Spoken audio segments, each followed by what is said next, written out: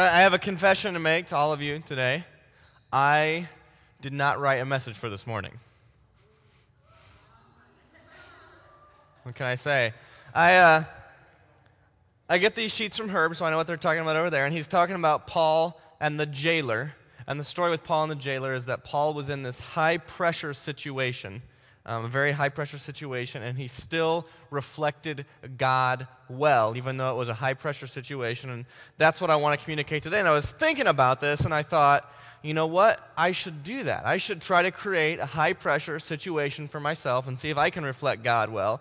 And therefore, I will come to Firehouse today with no message, which seems like a really good idea to create a high-pressure situation and try to explain to you what's going on. But the trouble is, I haven't written anything beyond what I just said right now.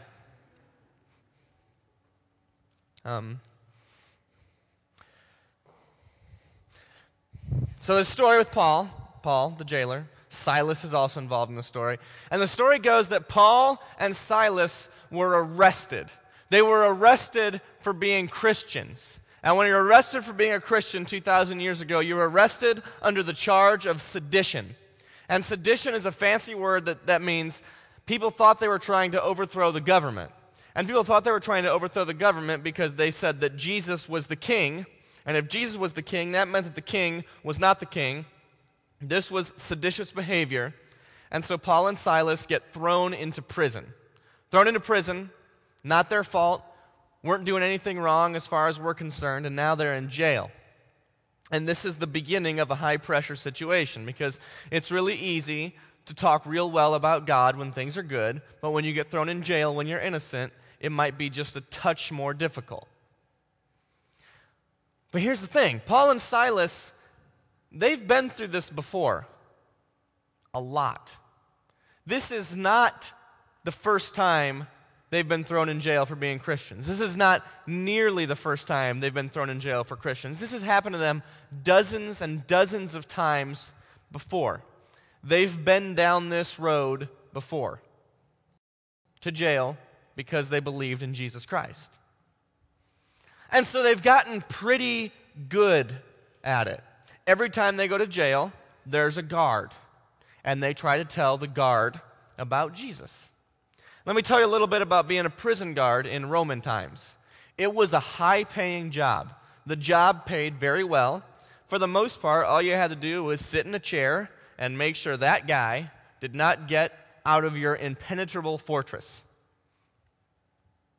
Good paying job. All you got to do is sit in a chair. Sign me up, right?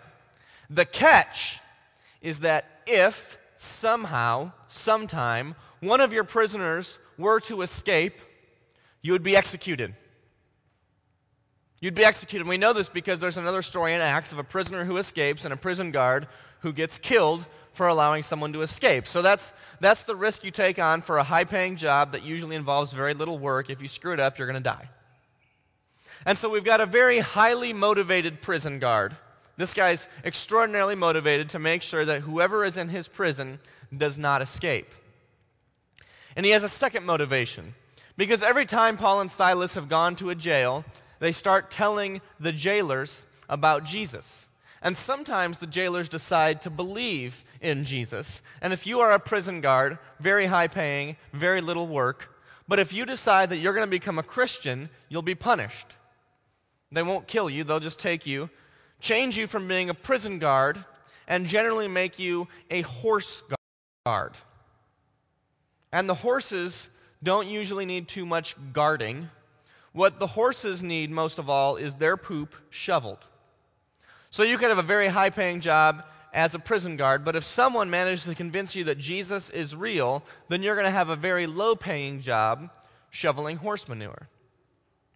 And this guard knew about it because he probably had guard friends who knew people who had heard about this. And so Paul is going to start talking and telling his story and his testimony because Paul always starts talking and telling his story and his testimony in times like this. And the guard knows about it, and he's going to do his best to tune it out. He's going to tune out the script. Paul is going to say the same thing that Paul usually says, and the prison guard is going to try to block that out because he knows if he listens, he could end up being a prison guard. And so Paul and Silas try to tell this guy about Jesus, and He's having none of it. But that night, something weird happens. There's an earthquake. And the way most people remember this story is that God sent an earthquake to the prison so that Paul and Silas could be freed, right? Not right. That is not how the story goes. People like to remember that God sent an earthquake to free Paul and Silas. But what actually happened is that after the earthquake, the lights went out, the candles got extinguished, and the guard, realizing that his jail has fallen apart and his prisoners have escaped, the guard draws his sword because he knows he's going to be killed by the emperor and figures he might as well save the emperor some work, and he's going to kill himself. And that's when Paul and Silas say, "No, dude, don't kill yourself. Why are you trying to kill yourself?" And he says, "Because if anyone escapes, I'll be killed anyway." And they say to him, "Listen, dude, we're all here. None of us left. You're not going to be punished for anyone escaping because we're not going to leave. And we're not going to leave because we don't want you to die, because we care about you." All that stuff that we've been saying to you, that you've been trying to tune out and not hear, now we're showing it to you because we're not going to leave, even though we could run off and you'd never catch us. And that's the moment where the jailer says, "This Jesus thing must be real." And he decides he wants to be baptized, and he's going to tell his whole family about Jesus. And of course, the next thing that's going to happen later down the road is he's going to be shoveling horse poop. But he's saved. And he's not saved because of the script, because of the rote things that Paul and Silas say to him, that they say to everyone. They're saved because there's this moment. There's this extraordinarily high pressure, you have to make a split-second decision moment in the story when the walls fall down and Paul and Silas could have run. They had to make a split-second decision, and they chose for God. And I think that what happens to us, and this is what I want you to know today, is that after you get done with a retreat or a mission trip, or if you went on a musical mission tour and you are flying high and life is good, it is really easy to tell someone that God is good when things are good. But what people are going to look at you for is what you reflect about God when things are bad.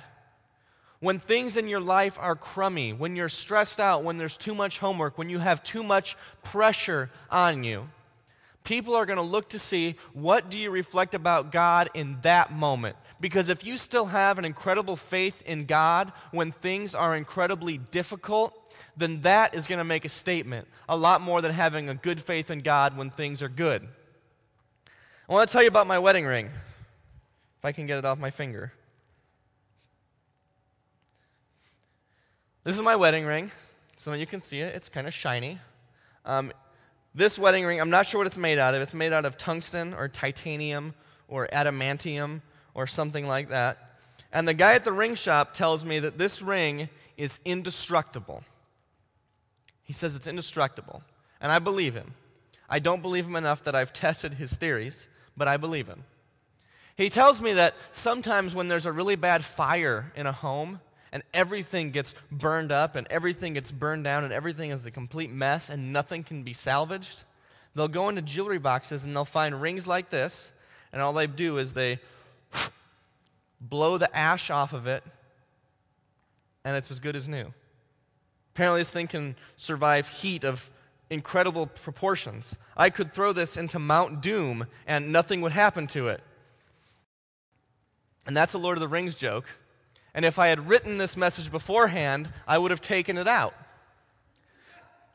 But this ring, the guy at the store says, you can beat this with a hammer and hack at it with a knife, and nothing will happen to it. It will not even get scratched. And I believe him. I don't believe him enough that I've tried that, but I believe him. And I sort of wonder, if I believe him so much, why did I spend the extra money to purchase the warranty on this thing? But here we are. And really, all this ring is doing right now is being a circle and staying on my finger. And you could give me one of those little orange spider rings that cheap people give you for Halloween because they don't want to give you candy. And I could put it on my finger, and it would do the same thing that this ring is doing. It would stay on my finger. Now, if we took that ring and put it in an oven, it would melt. If I beat on it with a hammer, it would come out of shape. If I tore at it with pliers, it would tear apart. But you wouldn't know that until you tested it. You wouldn't know that this ring is indestructible until you tried, and then you would say, wow, that ring is incredible. And guys, that's what your faith has to be like. You have to be strong. You have to still stand up and reflect God under pressure. And if you can still reflect God well when things are bad, then that is something that people will notice. So what you're going to talk about in your small groups this morning is you're going to talk about stress, pressure, bad things that happen in your life, things that you don't like. And I want you to honestly answer yourselves this question. When things are like that, when things are not good, how do you make God look? Because if you can have the kind of incredible faith that endures through all that kind of stuff, then people will take notice of who you are, and they're going to want to be just like that.